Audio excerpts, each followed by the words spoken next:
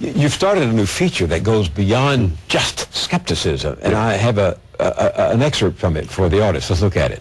Bushed. Countdown's list of the top 3 Bush administration scandals you may have forgotten about because of the latest Bush administration scandals. Number 3, the U.S. Attorney's firing scandal. Haven't heard much about that lately. Number 2, the when the hell are we going to get body armor to the troops in Iraq so they can stop protecting their vehicles using corrugated metal they found by the side of the road in Iraq scandal. And number 1, the commutation of Scooter Libby's sentence scandal. Today, Libby dropped his appeal, so the case is closed, and finally the White House can answer questions about it. Right? Right. What inspired that? You're doing it every night. Yeah, well, I seriously, it was when the NIE about Iran, the National Intelligence Estimate, was this overarching story, consuming almost every news organization, left, right, and middle, for 2 or 3 days, and then bang, here comes the waterboarding tapes, or if you prefer, waterboarding gate, out of nowhere, and no one mentioned the NIE again. It just vanished. And it occurred to me that this had been bothering me for some time, that we had had so many scandals, so much scandal fatigue, that literally people were going, what was the name of that attorney general didn't he get fired? Did he fire somebody? What was his name? I can't remember. Who was it? Was Ashcroft? It's after Ashcroft. Who was? I said, well, look, this is literally a problem. I began to ask friends and people that I work with, how many scandals have we covered in this administration? It all happens so fast, amnesia sets in immediately. What does this mean for journalism? It means you have to do something like that. That part of the news is not just saying, well, this happened in the last 24 hours, but here's something that happened 6 weeks ago, and there's been a development in it. You're just not reading about it. You're not hearing about it because there's so much else to worry about. The list, Bill, of things that we could attach the word gate to in the Bush administration is now 50 items long. You know, one of the reasons I'm glad you came is because I wanted to give the young people who work for me a chance to ask you some questions. They're all aspiring to be journalists. So I circulated the fact that you're coming and said, give me some questions you would ask. Here's one. I've long had mixed feelings about Keith Olbermann. While it's nice to have a cable anchor who doesn't obsequiously parrot Republican National Committee talking points, I struggle with the fear that angry histrionics on both sides create more of the ugly polarization that paralyzes our institutions and prevents Americans finding common ground. How does Mr. Olbermann differentiate his ad hominem attacks from those we see on the other side? What do you say to Jesse? Well, they're better written. That's the first thing. No, I hate to, it's the most vulnerable point because it bothers me too. It's the one criticism that I think is absolutely fair. We're doing the same thing. It becomes a nation of screechers.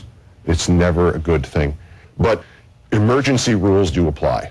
I would like nothing better than to go back and do maybe a sportscast every night. But I think the stuff that I'm talking about is so obvious and will be viewed in such terms of certainty by history that this era will be looked at the way we look now at the presidents and the leaders of this country who rolled back Reconstruction. I think it's that obvious. And I think only under those circumstances would I go this far out on a limb and be this vociferous about it. Another question from Gloria.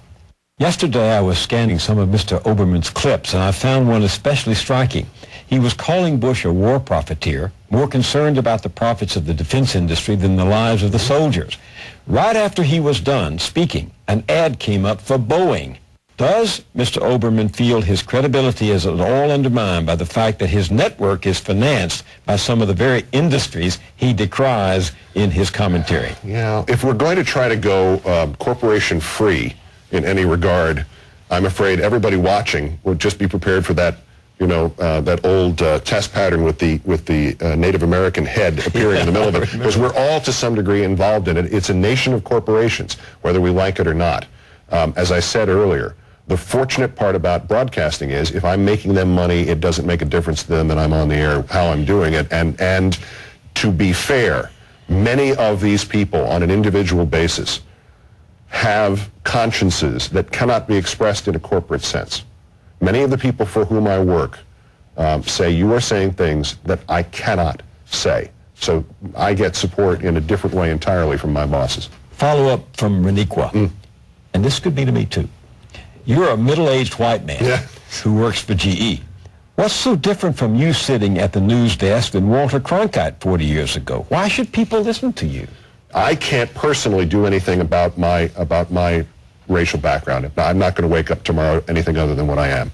I'm just taken, though, by the Cronkite analogy, because, of course, it was Cronkite who did exactly what we're talking about in a very focused way on Vietnam. When he came back from Vietnam and said, the war has been lost, Lyndon Johnson said, if I've lost Cronkite, I've lost Middle America. But the point being that there were emergency circumstances that he saw, too. Emergency. You keep using that word. Are we in an emergency? Well, look, here, this is one thing with which I agree with George Bush. We're in an emergency.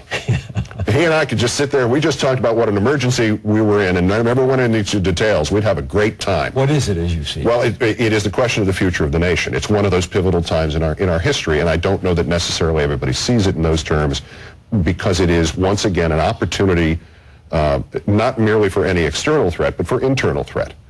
Governments exist based on power that is taken from people.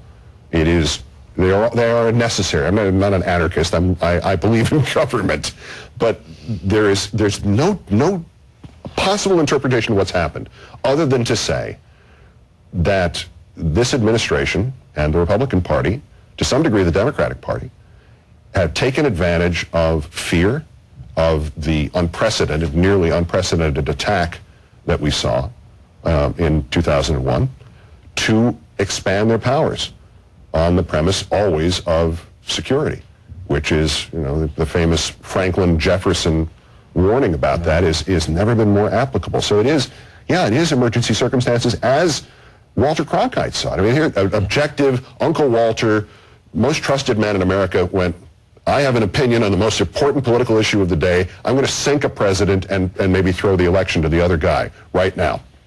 And he said, well, that the chips have to fall in this direction because people are dying, and our country is, to some degree, wounded and bleeding.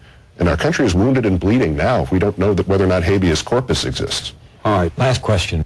Name the 4 20-game winners on the 1971 Baltimore Orioles. Dave McNally, Mike Cuellar, Pat Dobson, and Jim Palmer.